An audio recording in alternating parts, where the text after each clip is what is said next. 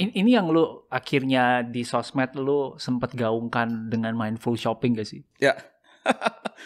Mindful shopping, gue sempat bikin hashtagnya mindcoolness juga. Mindcoolness. Nggak mungkin seseorang tidak ingin memiliki possession of something. Nggak mungkin. Nggak mungkin. Itu hasrat primal law sebagai manusia. Tinggal bagaimana di-manage-nya aja. Seberapa pun banyak itu lo nggak bisa memiliki semuanya gitu.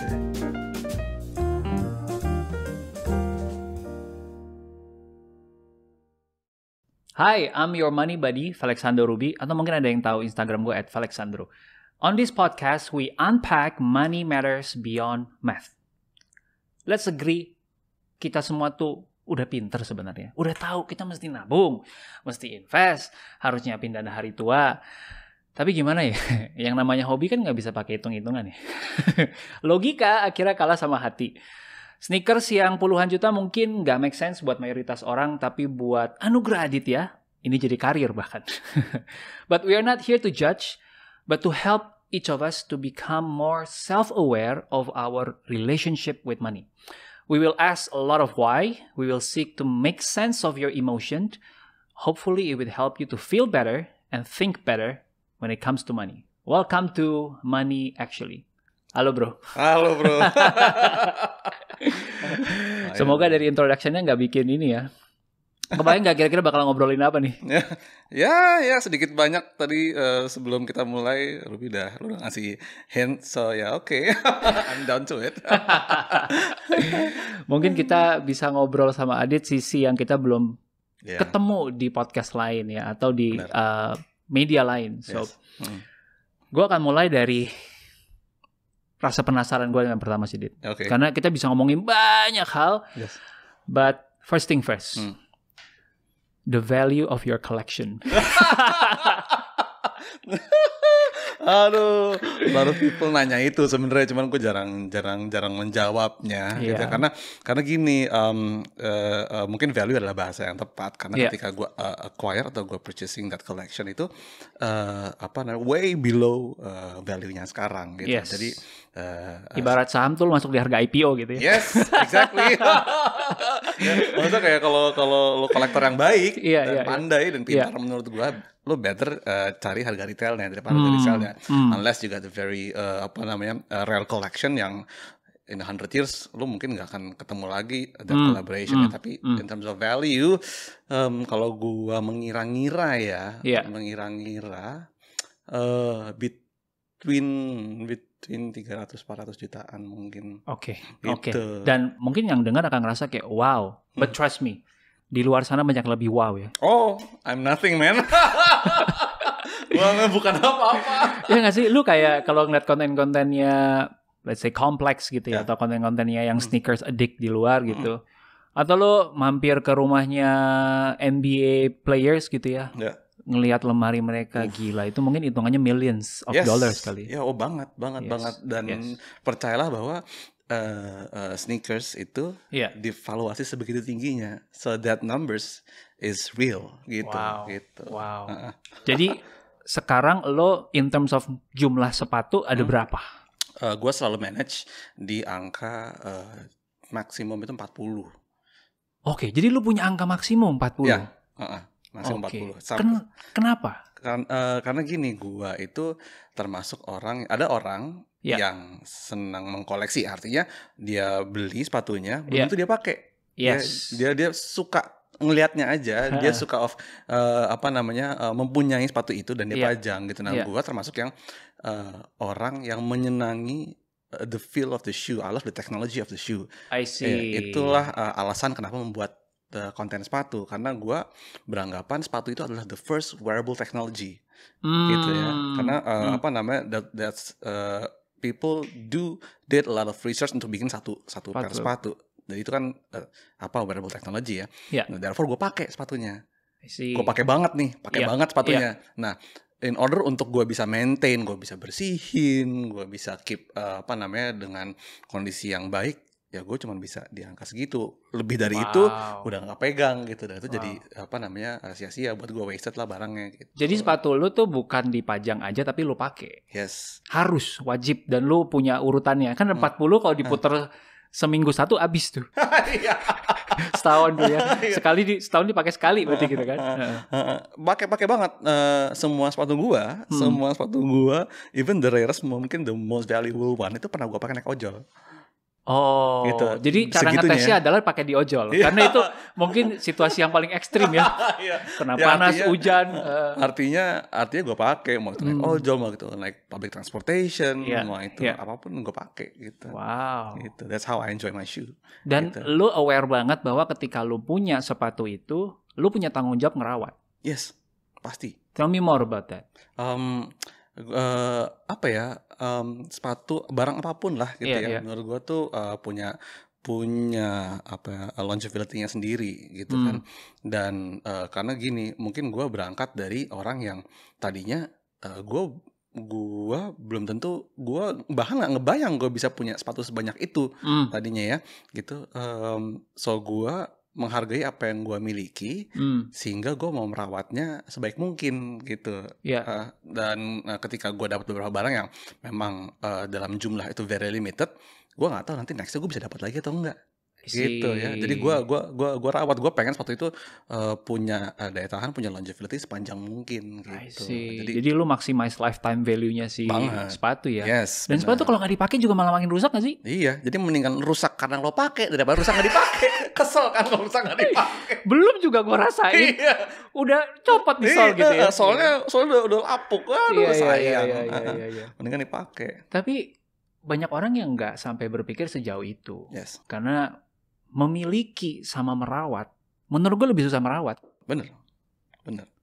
Gitu. Dan boleh nggak lu cerita ngerawatnya tuh sampai se-ekstrim mana sih? Serawat. Apakah setelah pakai lu langsung bersihin gitu, terus masuk rak lagi? Ada masanya gue seperti itu. Yang kayak habis gue pakai langsung gue bersihin. Cuman lama-lama ya malas juga ya lama-lama. Artinya tuh kayak kalau gue bersihin sekarang, besok gue pakai lagi, masa gue bersihin lagi, capek banget gue, waktu gue habis gitu ya. Cuma maksud gue gini aja, maksudnya kayak nge-keep-nya atau menyimpannya tuh nggak dalam sampai level yang kemungkinan damaging sepatunya. Artinya nggak pernah gue taruh di direct sunlight, karena sepatu itu nggak boleh kena direct sunlight dalam waktu yang sekian lama. Maksudnya taruhnya selalu di ruangan dengan sirkulasi udara yang baik, kelembapan yang baik, kayak gitu-gitu ya. Beberapa sepatu bahkan gue taruh di studio gue, ruangan ber-AC gitu. Ya kalau memang sampai rusaknya, maksudnya sampai kotornya parah gitu ya gue akan bersihin. Gue I have my own kit di rumah gitu ya, yang mana sepatu-sepatu gue di rarity tertentu gue lebih suka membersihkan sendiri daripada gue percayakan ke orang. Jadi ibaratnya kalau sepatu rusak, mendingan rusak karena gue gitu. I see. Karena lo kesel kan begitu lo percayakan ke satu service, misalnya mereka balik, loh kok jadi gini, kan gue udah bayar gitu. Mungkin sepatunya irreplaceable. Jadi I have my own kit untuk bersihin sepatunya di rumah. Ya untuk rarity level tertentu gue bersihin sendiri sih gitu. Cuman maksudnya nggak sampai yang ekstrim kayak harus ada lo tau gak sih kayak sepatu tuh sebetulnya harus ada level kelembaban tertentu. Jadi pakai air humidifier gitu di rumah, gue nggak pakai gitu banget gitu. Ya simpan biasa aja. Karena itu banyak yang bahannya kulit yang emang ya benda hidup itu ya, itu ya. Yes, benar sekali. I see. Gitu. Oke. Berarti yang paling awet lu pegang tuh udah berapa tahun? Yang paling awet gue pegang mungkin dari tahun 2000. Nih mungkin yang pertama kali gue berpikir atau gue dengan sadar gue mau koleksi sepatu gitu ya. Dari 2012. Wow, 2012. Berarti 10 tahun dong? Iya. Ini masih bisa lu pakai? Masih bisa. Wow. Masih bisa. That's gitu. amazing. Gak banyak orang menurut gue yang, ini karena kita ngebahas sisi uang ya, menurut gue orang tuh kebanyakan ketika membeli sesuatu nggak mikirin sisi ngerawatnya. Dan ini gue just my hunch. Jiwa lu ngerawat akhirnya kebawa ke barang-barang lain gak dalam hidup lu? Oh banget. Iya. Gue termasuk orang yang paling rewel di rumah. Urusan kebersihan, urusan kayak keapikan barang-barang rumah. Gue termasuk yang paling rewel gitu. Karena ya itulah, gue selalu berprinsip when you own something, ya you better take care of it gitu. Karena kan lo harus buat gua at least ya, gua harus menyadari apa yang gua miliki, apa yang gua punyai, dan ya gua berusaha mensyukuri aja kalau ya belum tentu nanti gua akan ketemu lagi si barang itu. That how apa ya, sepersonal itu gua terhadap sebuah barang gitu. Very mindful ya seorang Adit. Ternyata ya. Karena kan persepsinya kalau koleksi sneakers dan itu adalah ya udah biasa, gue hidup hedon tuh udah part of my life gitu kan. How can you manage the tension between gue mau belanja, gue mau get the newest, the latest products out there, and gue being mindful gitu. Oke. Karena itu kan pasti dalam hati itu bertabrakan gitu. Pasti. Ada masanya gue mengalami hal-hal kayak gitu yang cukup pelik lah ya gitu bisa dibilang. Cuman gini sih, mungkin karena the perks of being sneaker content creator, gue sering sekali bekerja sama dengan brand, dengan berbagai pihak yang at the end of the day alhamdulillahnya di saat sekarang ini gue bahkan gak minta, mereka ngirimin gitu ya. So in some level gue sempat yang gue ngerasa overwhelmed banget, kayak terlalu banyak barang di rumah gue. Ya mungkin di awal-awal karir gue sebagai content creator, hal seperti ini gue kayak barang datang terus rumah, yes gue punya ini punya itu. Cuman sekarang lama-lama kayak tadi gue menyimpan prinsip bahwa gue harus merawatnya, jadinya kayak wah ini kepegang ya, ruang tamu gue lama-lama jadi kayak gudang men, kardus semua isinya, sepatu semua isinya gitu ya. Nah mental itu membangun gue untuk lama-lama gue tahu apa yang gue mau sebetulnya. Itu satu bentuk mental yang memang mesti kita latih ya, dan lo harus mau melatihnya gitu ya. Itu menjadi pilihan lo mau melatihnya atau enggak. Cuman gue memilih untuk gue melatih consciousness gue, mana sih yang menurut gue bentuk atau siluet atau sesuatu itu yang gue pengen banget, by design itu gue banget dan ingin gue bicarakan mungkin di konten gitu ya. Jadi nggak serta-merta memang bisa langsung ke sana gitu ya, karena brand-brand itu sangat merilis barang dengan begitu cepatnya. It's very tempting of course gitu ya. Collaboration, kan sekarang eranya kan kalau di fashion itu kan collaboration antara si brand dengan designer ini, si brand dengan brand itu, yang mungkin lo nggak akan bisa temukan dengan mudah, dan kita nggak bisa menampik bahwa ketika lo memiliki barang itu menjadi social status juga. Ya kan? Lo bisa punya barang itu. Wah gitu. At least orang ngeliatnya kayak ada dua kemungkinan, either lo orang dalam di satu brand, which is it makes you very proud of it, atau kedua lo banyak duitnya aja gitu kan, kayak beli jam, sesuatu yang cuman kan begitu banyak di sneakers kayak gitu ya. Nah itu sesuatu yang gue memilih untuk akhirnya gue latih, mana sih yang gue perluin, mana yang gue sebetulnya nggak pengen amat gitu, nice to have aja gitu. Nice to have gitu. Dan itu terlatih lama-lama gitu, karena gue akan tahu kayak begitu gue punya, gue pakai sekali dua kali, terus gue nggak recall lagi gitu. Nah itu yang bahaya gitu. Siap. Ini yang lu akhirnya di sosmed lu sempat gaungkan dengan mindful shopping gak sih? Ya. Mindful shopping, gue sempat bikin hashtagnya mindcoolness juga. Mindcoolness. Gue akan bikin t-shirt dengan mindfulness. Itu jadi ya nggak mungkin seseorang tidak ingin memiliki possession of something, nggak mungkin. Itu hasrat primal law sebagai manusia, tinggal bagaimana di-manage-nya aja sebetulnya. Semua dari kita pasti pengen punya express ourselves dong. Pasti. And one of the most meaningful dan easiest way adalah apa yang lo pakai. Dan itu becomes language yang identity lo. Apa yang lo pakai itu kan sedikit banyak, atau mungkin bahkan ada orang yang sampai di level dimana apa yang gua pakai itu bisa menjelaskan ke orang siapa lu, tanpa harus gua ngobrol dulu sama lu. Gua ada teologi, gua ini gini capek men. Ini orang bragging ngapain sih gitu kan. Benar. Ya maksudnya itu being bagaimana cara lo mengekspresikan diri aja, dan itu enggak apa-apa, sah-sah aja gitu.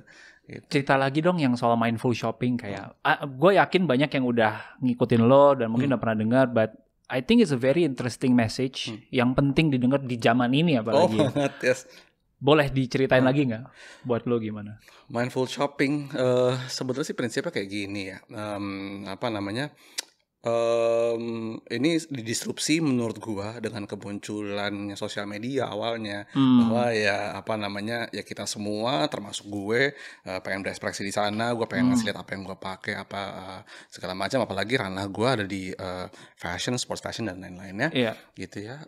Cuman apa ya, menurut gua nggak perlu juga sebenarnya kita miliki semuanya, karena lo mesti sadar bahwa barang-barang itu dikeluarin karena the brand also need to survive, the brand also need to make money, therefore dia keluarin sebegitu barangnya, ya.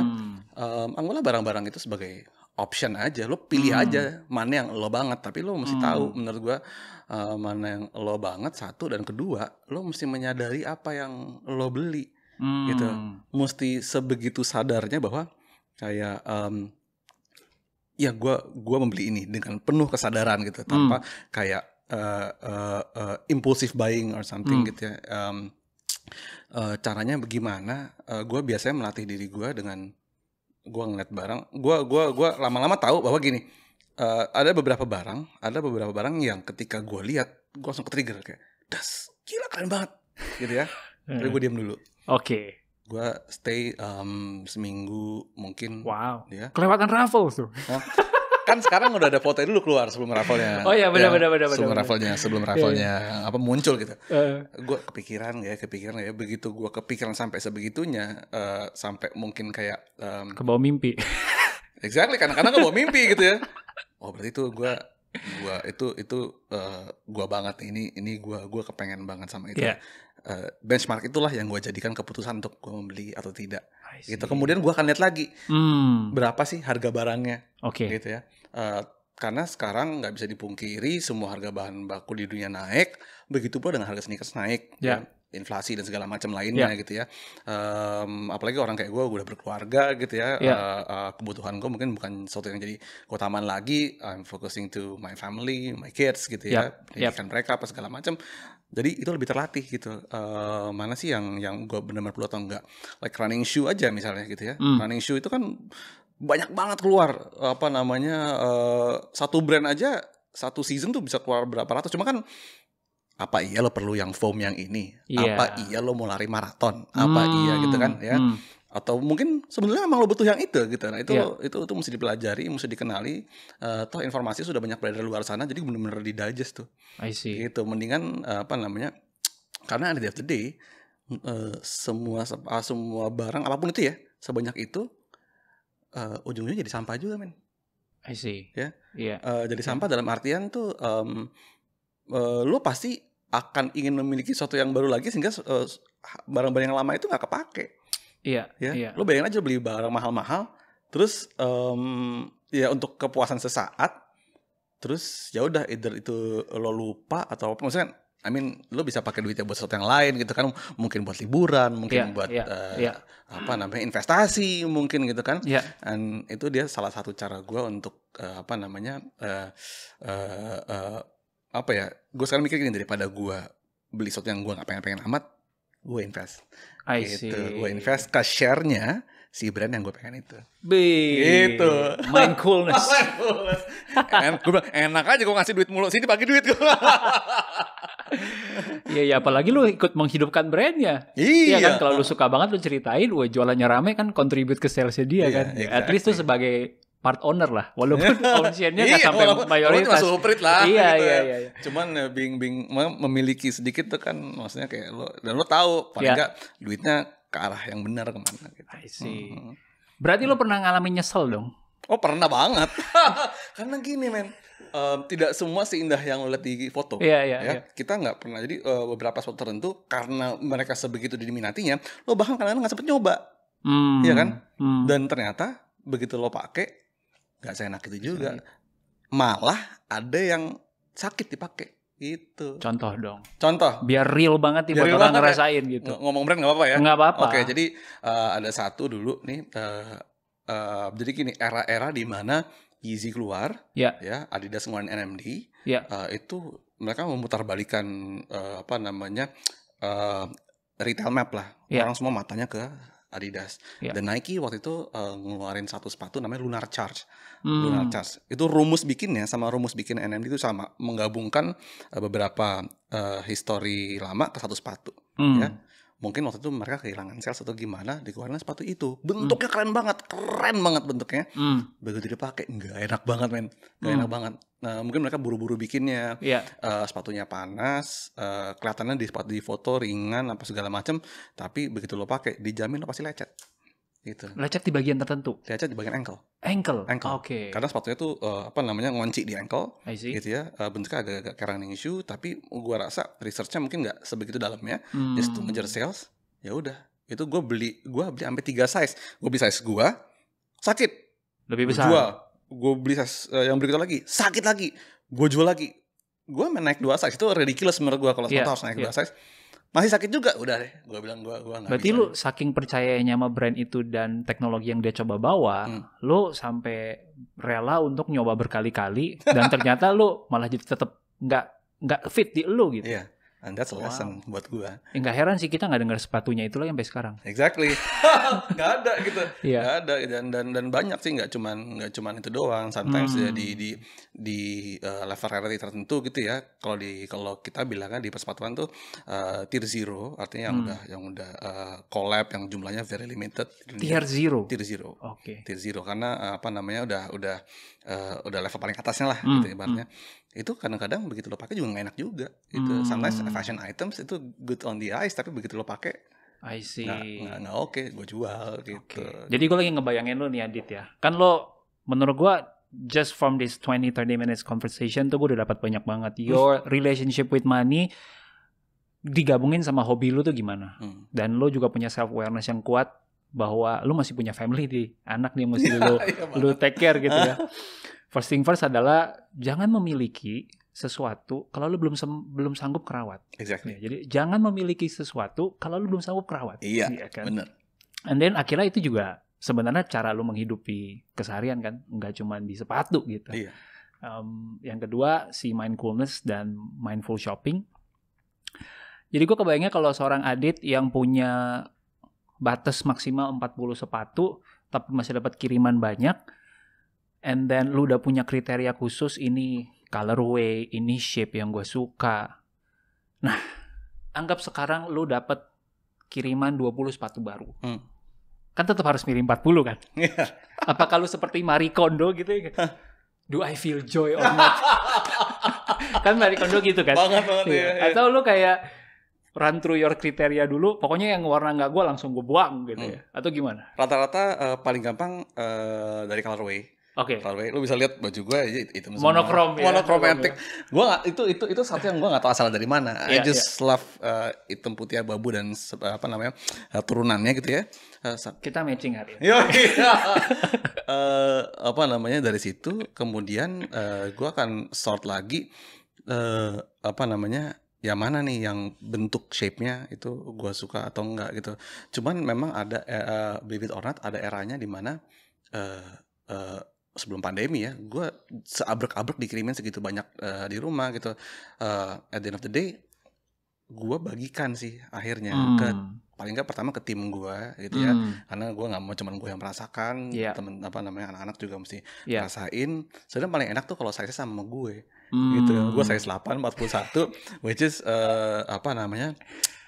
lo tanya deh ke orang rumah gue, satpam rumah gue, yang size 8, wow. Iya, itu begitu sepatu dateng gitu, mereka udah kayak, Pak nggak ada lebihan Pak, gue suruh baris, yang pas satu mana sini ke rumah gue gitu, ambil aja udah gitu. Maksudnya kayak at least dari segitu banyak gue bisa share joy sama orang, orang daripada kayak gue nggak bakal kepake juga men gitu segitu banyaknya gitu ya. Jadi gue pilih dari sekian banyak, pasti ada yang gue keep, ada yang gue pun akhirnya gue minta izin ke brandnya, boleh nggak kayak gue kasih tim ya, atau misalnya gue bikin giveaway ke follower gitu ya, atau gue kasih orang sekitar gue gitu. Tapi of course nanti kan gue akan ceritain dulu nih barangnya seperti apa gitu. Wow. Lo udah ngelewatin fase hedonnya terus sampai self aware. Itu proses yang nggak gampang kan nih? Panjang Panjang ya? Panjang prosesnya, lo mesti ya of course lo mesti apa namanya ada pengalaman yang dipelajari juga sih gitu ya, karena apa namanya gini loh, gue sempat dapat satu kesempatan untuk beli, itu lucu banget ya. Iya. Dalam dunia sepatu lo bahkan lo mempunyai kesempatan beli aja tuh udah satu privilege gitu ya. Wah. Gitu ya. Ini apa nih, AJ Dior? Enggak gitu. Ada apa namanya, Jordan juga gitu Iya, ya, iya. Travis Scott, yang mana kayak cuma harganya lumayan fantastis gitu. Jadi kayak Tapi punya kesempatan aja udah wow gitu. iya, gitu. Jadi kayak gue harus mengakui bahwa gue beli akhirnya sepatunya, Iya. gitu ya. Harganya nggak harga retail, cuman harga retail naik 3 kali gitu ya.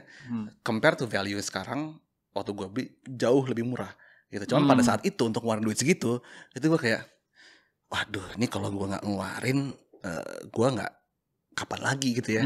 Itu tuh nih apa namanya emotional battle itu yang gue Iya. rasain. Iya. Tapi gue tahu nih pasti value-nya suatu hari naik. Jadi hari itu gue beli I suatu see. itu gue beli, tapi itu memang sedikit banyak akhirnya mengganggu finansial gue gitu. I see. Nah itu dari situ gue belajar bahwa kayak salah satu faktor yang penting adalah yang gue juga ngomongin ke teman-teman akhirnya, ya beli dalam kemampuan lo. Beli dalam kemampuan Iya, lo. jangan exceed your apa namanya ya capacity gitu ya. Selalu lo harus tahu kapasitas lo ada di mana gitu. Sebelum lo bisa mencapai kapasitas itu, lo better think 5 kali 10 kali Iya. ya.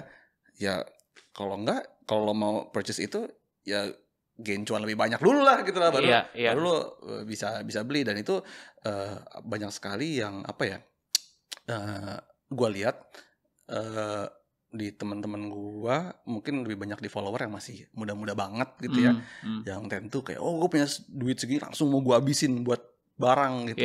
Iya. Gue akhirnya bisa belajar kayak ngasih tahu ke mereka, tahan dulu tahan dulu. Lo yakin gak lo mau itu gitu ya? Iya. Lo masih punya savings nggak gitu? Iya. Lo masih bisa makan enak nggak? Lo masih bisa tidur nyenyak nggak? Itu yang paling utama. Tidur sebenarnya. nyenyak, Yes. betul. Ya, tidur dengan tidak memikirkan besok. Oke, gue masih bisa kemana-mana, segala macam. Ya, percayalah bahwa on some level orang ada yang sulit tidur, ngerti nggak lo? Iya. Terutama berhubungan dengan finansial. Definitely. Iya. Gue sempat bikin. Lu dulu cerita dulu. Maksudnya jangan sampai apa namanya membeli sesuatu itu mengganggu itu, karena ya yang paling utama adalah kesehatan lo, dan tidur tidak enak itu mengganggu kesehatan.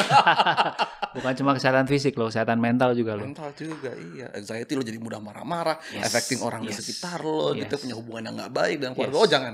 Jangan. Dan percayalah itu bisa dimulai dengan salah membeli barang. Gitu. Definitely. Bener banget. Dan gue sempat bikin survei iseng-iseng di Instagram gue gitu ya.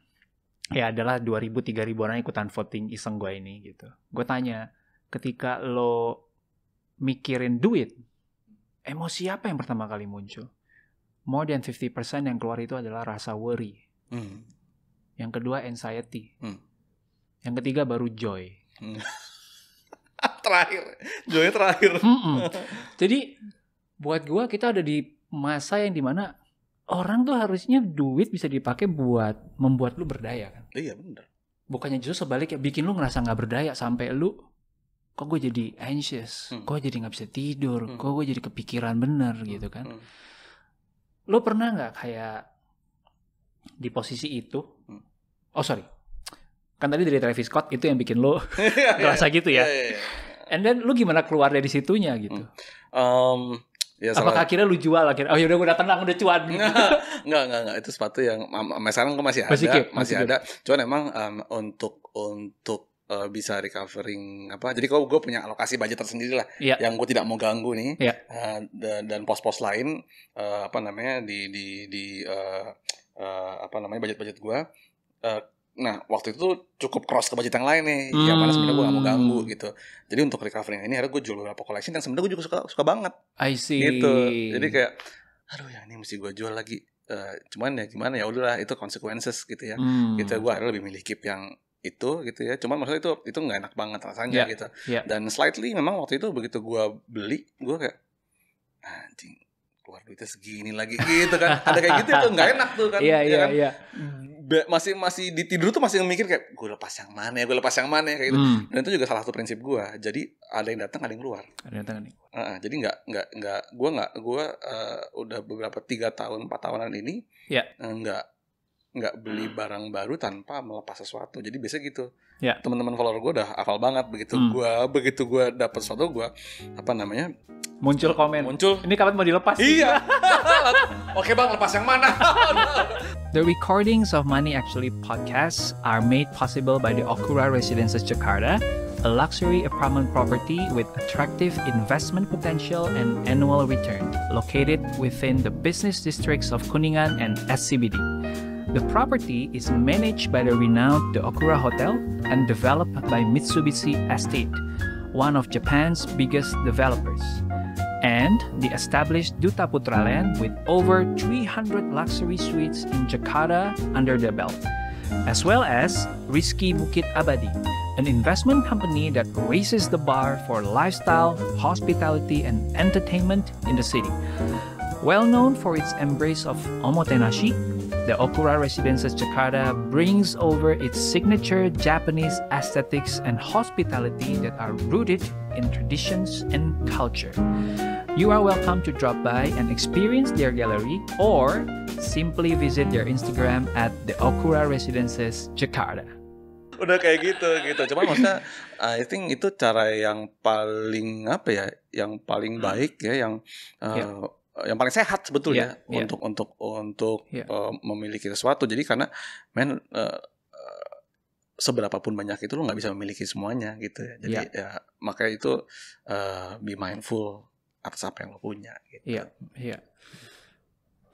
Powerful banget sih. Pada akhirnya lo nggak mengikuti rumus atau pola orang-orang di luar sana. Lo bikin rumus dan pola lo sendiri, aturan lo sendiri. Pokoknya 40 apapun yang terjadi.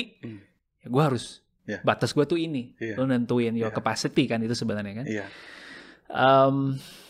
Gue kalau boleh nih Adit, gue pengen go a bit deeper antara lo and family gitu.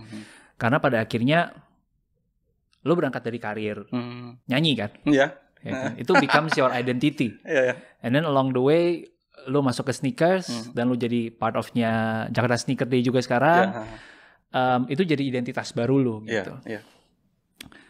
Pernah gak sih ada masanya di mana keluarga, pasangan yang meragukan, coy ini bisa nih kita sebagai keluarga hidup dari sneakers? Udah pasti ada lah, gila. Udah pasti ada. Bahkan dari zaman gue main musik pun juga udah seperti itu. Musik aja udah nggak, maksudnya bukan pilihan terlalu lazim gitu. Karena memang gue itu semua dimulai, gue nggak tahu kenapa, apa mungkin karena child experience juga. Gue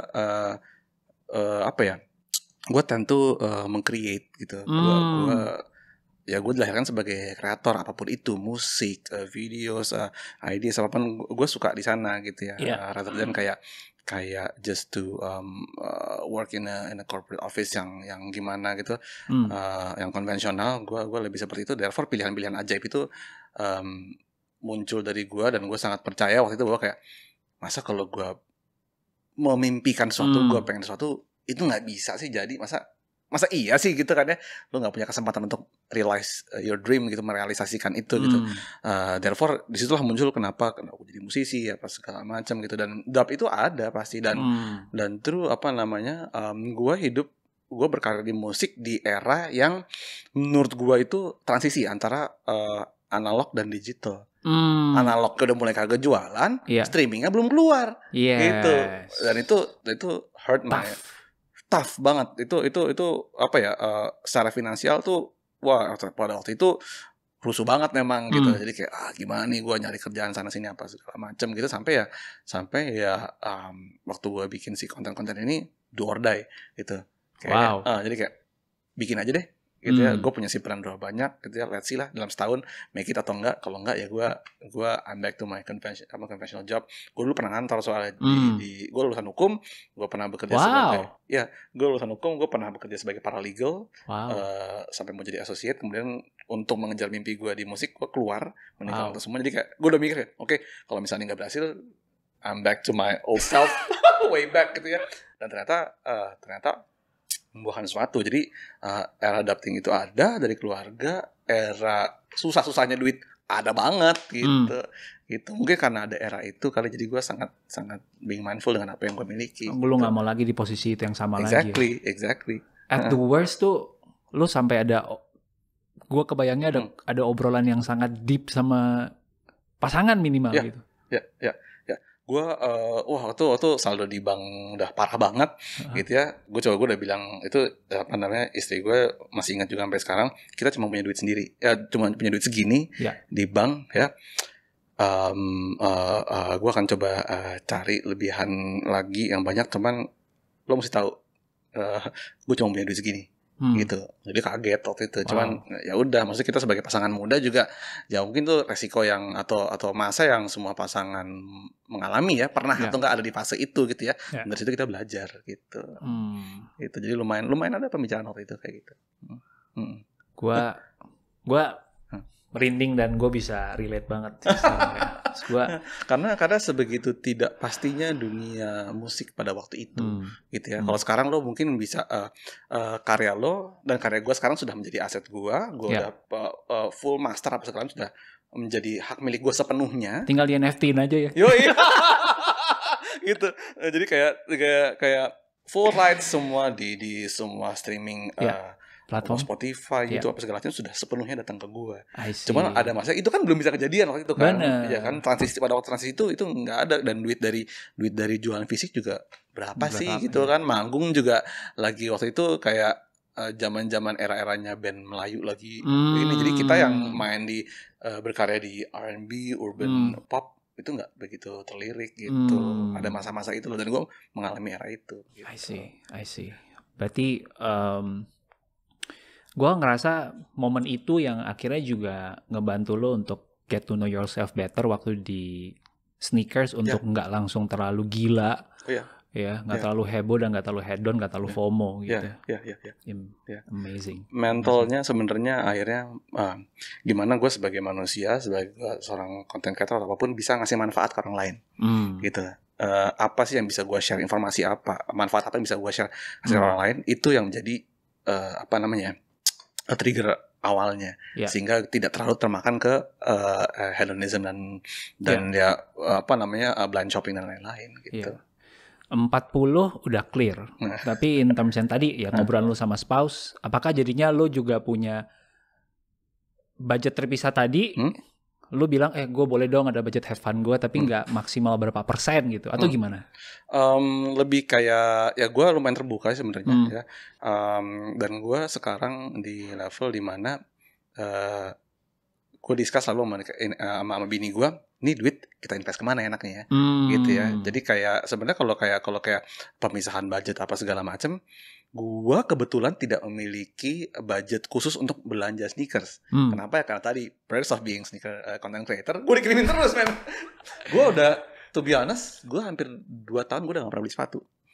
Gitu loh. Jadi kayak tinggal cuman bini gue tahu nih value ini berapa, value-nya berapa. Jadi begitu ada lebihan apa segala macam, ya itu either it's buat investasi atau buat liburan atau buat kayak ya macam-macam of course ya asuransi kesehatan apa gitu-gitu ya, sama buat kita jajan bareng aja gitu. I see.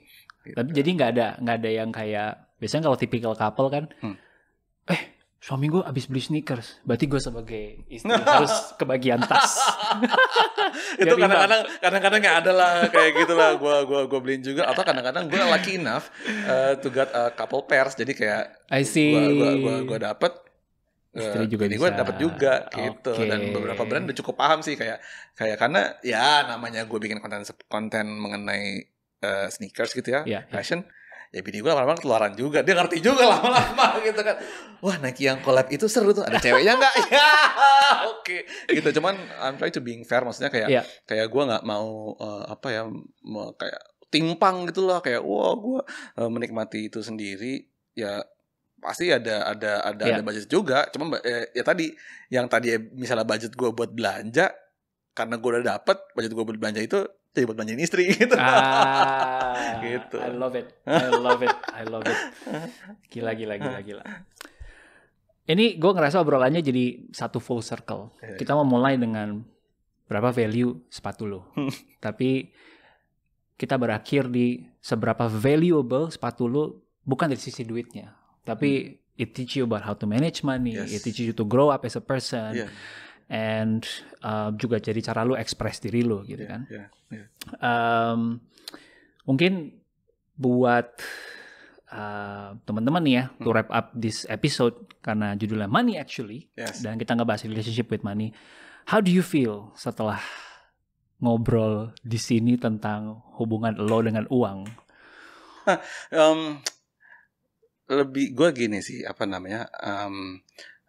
for the past couple of years gitu, gue selalu mencoba untuk fully consciousness tentang money, tentang uang. Nggak bisa dipungkiri bahwa ya it involves in almost every aspect in our life, gitu ya.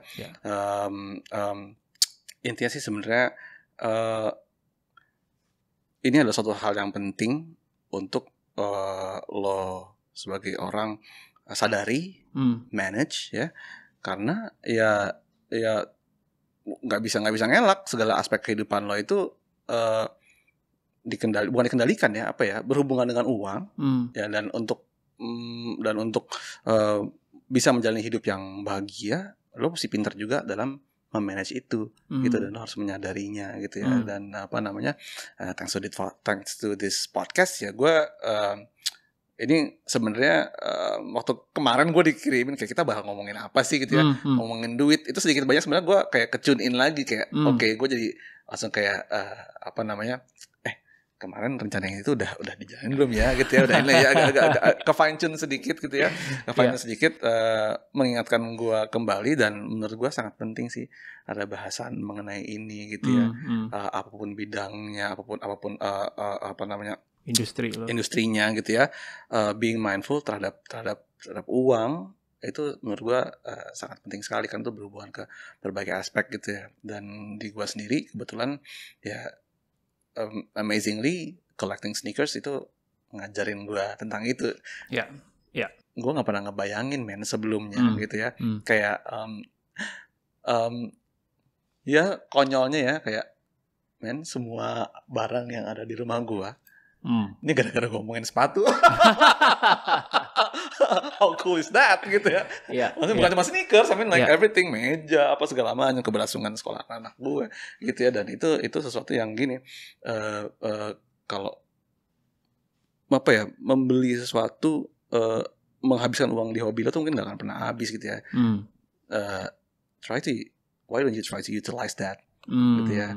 Jadikan itu kayak tadi lo bilang pelajaran atau value di aspek kehidupan lo yang lainnya gitu, karena semua itu pasti dan bisa membangun filosofi lo terhadap hal itu gitu.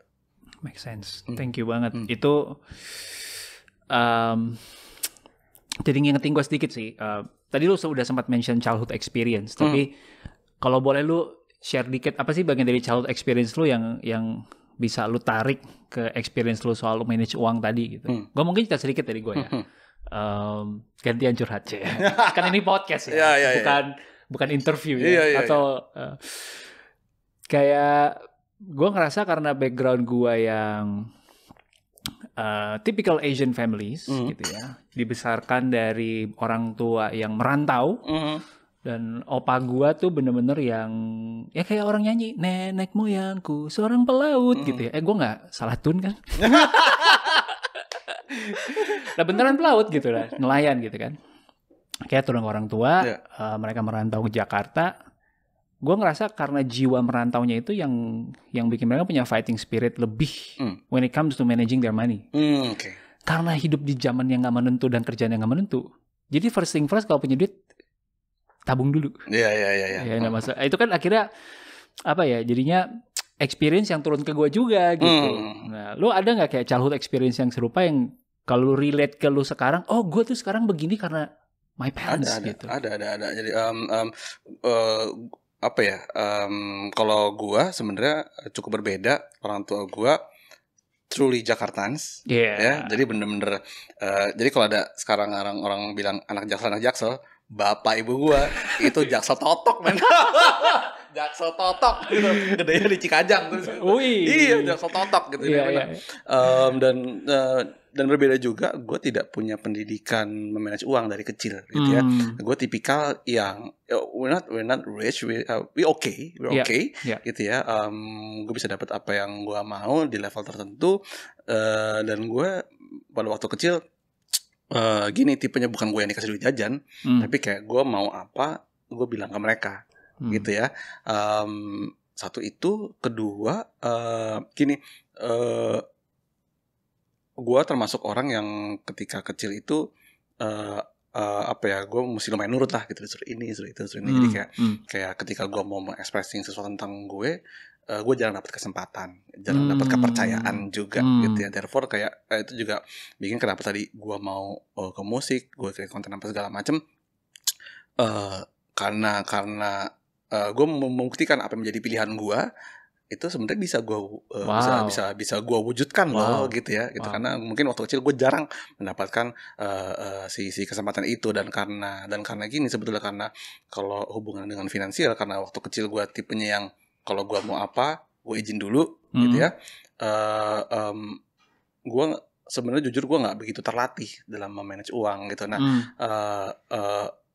hal itulah yang kemudian gue sadari karena wah, kalau gue nggak punya kemampuan itu, jadi gue belajar gitu untuk kemudian memanage gitu ya. Kalau gue nggak punya nggak apa namanya terus kayak begitu, bahaya nih gitu ya. Gue mungkin bisa merasa ketergantungan sama orang tua, atau enggak kayak ya gue nggak pintar memanage duit gue sendiri gitu ya. Justru sebenarnya experience itu yang ketika gue mau menikah gue baru belajar sih sebetulnya kayak oke, gue harus punya ada darurat, gue harus punya apa namanya life savings, gue harus punya apa asuransi kesehatan, asuransi jiwa apa macam gitu. Karena gue tidak mau pada intinya menyusahkan mereka ataupun misalnya orang lain, di mana nanti ya ketika gue perlu gue minta gue malah jadi liabilities gitu kan. I see. Ya, gue nggak mau hal itu gitu. Dan itu juga salah satu part of proven ke orang tua gue bahwa this is my way